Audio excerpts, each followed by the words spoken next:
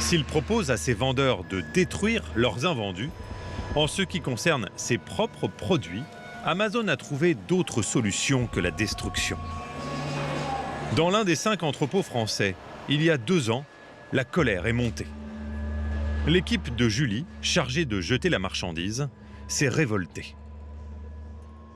Je vous garantis qu'il y a des fois où vous serrez les dents et vous dites c'est pas possible, c'est pas possible, je peux pas faire ça quoi. Et là effectivement on a beaucoup crié, on a beaucoup râlé, on a même parfois refusé d'exécuter les ordres. Mes supérieurs ont entendu ce qu'on a dit et cette marchandise-là n'a pas été jetée. Et il a été mis en place effectivement derrière toute une série de donations sur le long terme.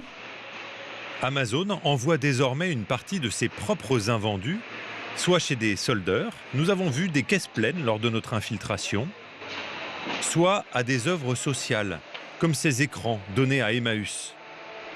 Mais ces dons semblent anecdotiques. C'est ce que nous ont affirmé plusieurs associations, notamment le Secours populaire, pourtant habitué à recevoir des invendus du e-commerce. À quelques jours de Noël, une livraison de sapins offert par des magasins qui ne savent plus quoi en faire. Avec les garnitures, ça vaut une centaine d'euros. Il y en a pour 8 000 € de marchandises. Rien d'exceptionnel pour Christian Koss, le responsable des partenariats. C'est pas des nappes, c'est des sets de table. Plusieurs centaines d'entreprises donnent régulièrement leurs excès de stock. De l'électroménager et des matelas partent justement vers Carcassonne pour les sinistrés des inondations. Tu as mis un maximum, il faut la charger au-dessus du camion.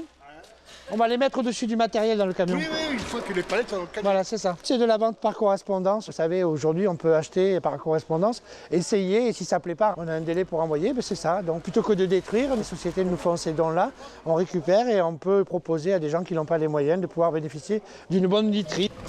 Il y a quelques années, Amazon aussi a donné au Secours populaire.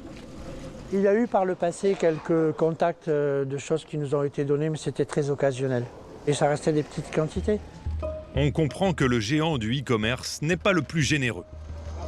Et quand on lui montre les images des produits jetés dans les entrepôts d'Amazon, il regrette de ne pas pouvoir en profiter. Je trouve désolant qu'on ne puisse pas les utiliser et les récupérer. Il aimerait que le site propose à ses vendeurs partenaires de donner plutôt que de détruire leurs invendus.